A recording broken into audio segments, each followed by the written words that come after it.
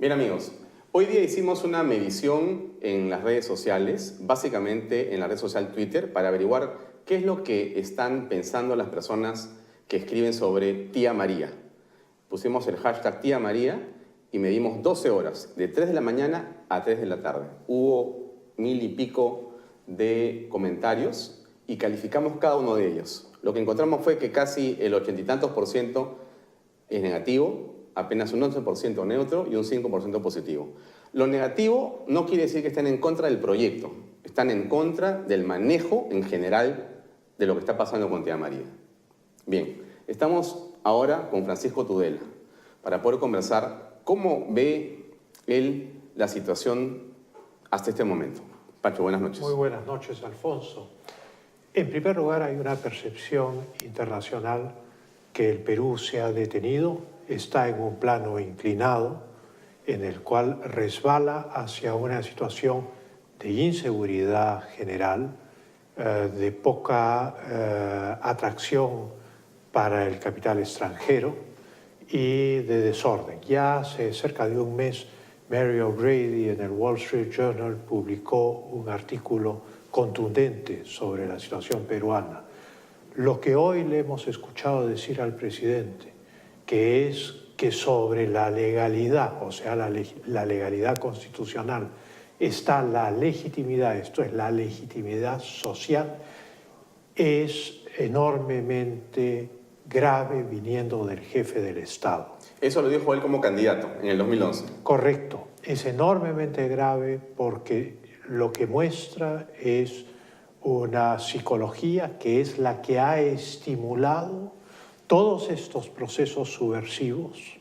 Digamos que teniendo la lengua muy larga, se ha pisado la lengua.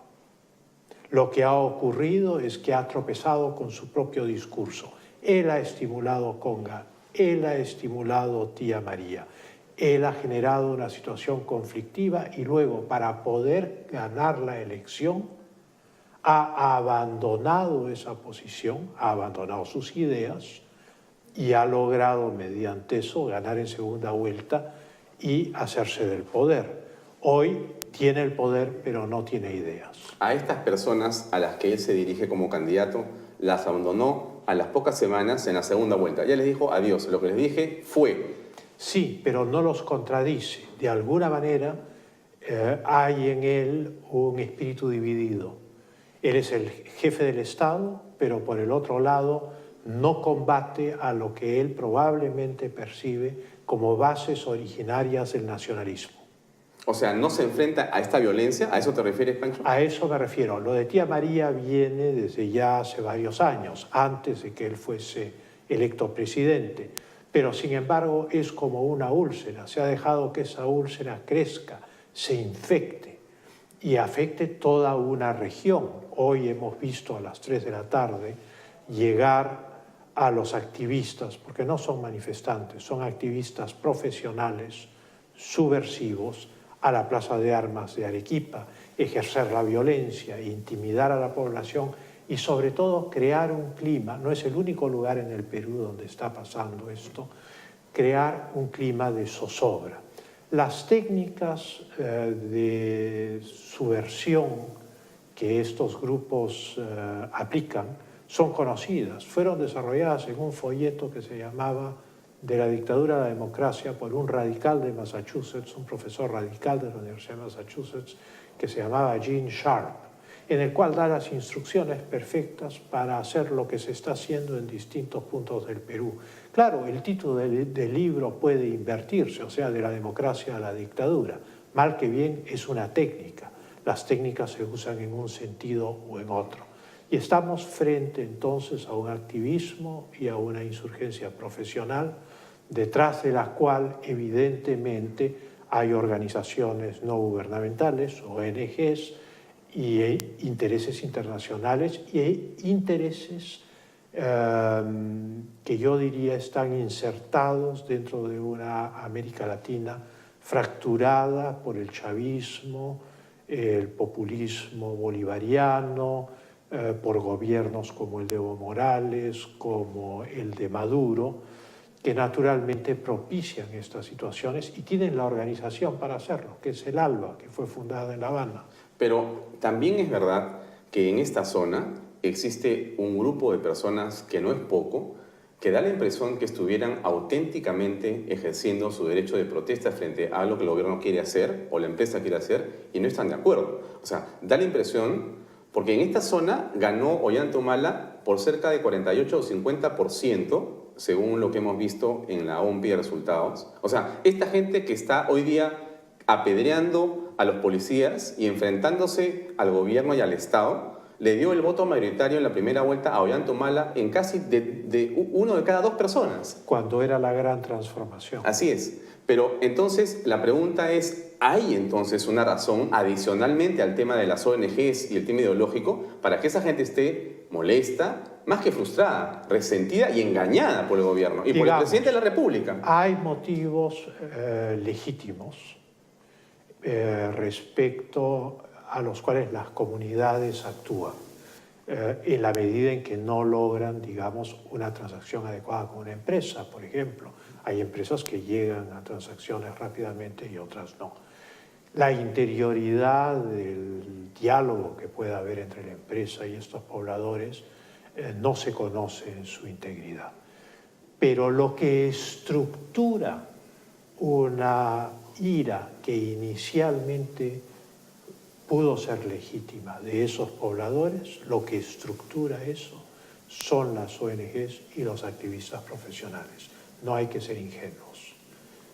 Pero existe un abandono del Estado también en muchas de estas circunscripciones. La gente, de repente, es parte de la estrategia que dice ese catálogo, pero lo cierto, Pancho, es que las personas que tú ves en las imágenes no son solamente activistas, sino también da la impresión que hay madres de familia, con niños, es decir, ahí no había una gran inversión social aparentemente hasta ahora y la gente reclama con justicia algo para ellos. Lo que hay es una frustración a la cual se suma un activismo estructurado desde hace por lo menos 6 o 7 años, es anterior a este gobierno, ha transcurrido mucho tiempo, se ha dejado que esto crezca. En ningún momento ha habido un deseo de conciliar. La ausencia del Estado no solo está en Tía María, la ausencia del Estado es creciente en todo el territorio nacional frente a la delincuencia que gira alrededor de los gobiernos regionales, frente al mal uso de los dineros públicos, frente a la corrupción generalizada. Todo eso, esta especie de trilogía de ineptitud, odio y corrupción, son el fruto de la inactividad del Estado. El Estado lidera, el gobernante, el presidente de la República, es el líder del país y debe conducirlo fuera de este pantano. Y lo que está ocurriendo es que está esperando, como alguien que está sentado en una cerca y ve 2 locomotoras que vienen y está esperando que estas 2 locomotoras colisionen. No está actuando decisivamente para sacar al país del conflicto. Mira, más decisión me parece que tiene Yamila Osorio en su comentario. Claro, porque es una víctima, se está defendiendo. Claro, él no. Él siente o está observando esta situación desde Palacio de Gobierno. Él está sentado en un balcón viendo estas locomotoras que van una contra la otra a toda velocidad y que eventualmente van a colisionar. Su función como jefe del Estado es evitar la colisión. Su función como jefe del Estado es intervenir y evitar que el problema siga creciendo hasta que se produzca un descontrol y un desborde social. El envío de las Fuerzas Armadas, del Ejército, en apoyo, en colaboración, en protección de los policías, algo extraño. El Ejército no está hecho para eso. Y el envío de un buque de la Armada Peruana ayer, con apoyo logístico y medicinas para los heridos o para atención o la ayuda de carácter social, pero en una, digamos, imagen que nos confunde porque no estamos en una guerra, pero ha movido parte de la Fuerza Armada para resolver un problema de carácter interno. ¿Qué lenguaje y qué mensaje estamos dando así? ¿Qué está ocurriendo? Es un lenguaje de las apariencias. es lo que Raymond Aron, el liberal francés, llamaba la logomaquia, el juego de las palabras. Se puede hablar de inclusión, se puede hablar de democracia, de modernidad, de libertad. Se puede mandar soldados para hacer de cuenta que se está haciendo algo para mantener el orden público. Pero esto ofrece dos peligros. El primero de ellos es que esas tropas que han sido enviadas no tienen el marco legal de protección en caso de que tengan que actuar. Esto es, van a ser denunciados por los fiscales y van a terminar en la cárcel. No tienen una función sin un marco legal, como sería el marco del estado de emergencia, para poder actuar. Pero son las Fuerzas Armadas del Perú, no son la Policía Nacional. Entonces, ¿qué es lo que van a hacer? ¿Cómo va a ser el respaldo que estos elementos de las Fuerzas Armadas del Perú van a tener, que están diseñados para otro tipo de conflictividad, cómo van a ser ellos para apoyar a la Policía Nacional del Perú? No hay respuesta a esta pregunta. ¿Qué hacen ahí? Nadie en su sano juicio lo sabe porque están fuera del marco legal en el cual las Fuerzas Armadas intervienen en el orden interno. Esto está en la Constitución Política del Estado. Y entonces se está actuando, enviando a un número de soldados, 1000 soldados creo, sin estar legalmente empoderados para poder llevar a cabo ninguna acción de seguridad. Y si la llevan a cabo, van a terminar en la cárcel. Este es gravísimo. Primer punto. Este es gravísimo. Es muy grave. Pero antes y entonces es un juego de espejos. Son las apariencias, es impresionar a la opinión pública. Yo soy un gobernante fuerte, he mandado al ejército, pero resulta que ese ejército no tiene el marco legal para actuar. Está desprotegido, más aún, está en una situación de vulnerabilidad. Y puede ser que los activistas y los líderes de esta acción aprovechen esta situación y en vez de atacar a la policía terminen atacando a los soldados. Es gravísimo. Vamos a hacer una pausa comercial, Pancho, y regresamos con la segunda parte de esta entrevista. Amigos, regresamos en unos segundos. Permiso.